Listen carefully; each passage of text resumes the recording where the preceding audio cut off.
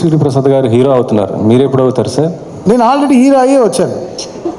ఇది వాయిస్లోనే అయిపోయి హీరో అయ్యి వచ్చాను మళ్ళీ. ఇప్పుడు లేటెస్ట్గా తమిళ్లో మూవీ నేను మళ్ళీ acting is not my cup of tea అండి. మీకు తెలీదు అది ఎంత పనో, మీకు తెలీదు.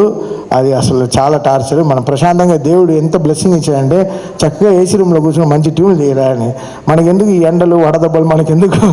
బట్ నిజంగా హ్యాట్స్ ఆఫ్ టు దేవి అన్న ఫర్ టేకింగ్ దట్ ఫిల్మ్. ఆ స్క్రిప్ట్ మొత్తం నాకు తెలుసు.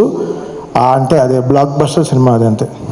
అంటే ఆ అన్న ప్రాణం పెడుతున్నాడు డెఫినెట్గా, మామూలుగా ప్రాణం పెట్టట్లే. అది నాకు దిల్ రాజు గారు కూడా కొన్ని లక్షలు నేను చెప్పాను, సార్ నేను 2-3 పాటలు చేయాలంటే చెప్పండి నేను చేస్తా అని చెప్పాను.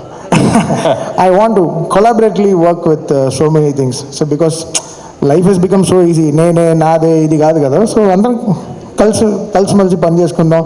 సో అది కూడా నేను దిల్ రాజు గారితో చాలా మాట్లాడాను. But Yellamma blockbuster script. I think Devi గారికి ఒక పెద్ద అంటే తన యాక్టింగ్ క్యారియర్కి ఆ ఫస్ట్ సినిమానే తను చాలా పెద్దగా ఇట్ వర్క్ ఫర్ హిమ్. మిమ్మల్ని కూడా మా భవిష్యత్తులో మిమ్మల్ని కూడా హీరోగా చూడవచ్చా? చూడవద్దు. నేను బాగా స్లిమ్ అయ్యారు, అప్పుడు బాగున్నారు కదా. నాకొద్దు. పేరు ఉంది, పాపులాట్ ఉంది.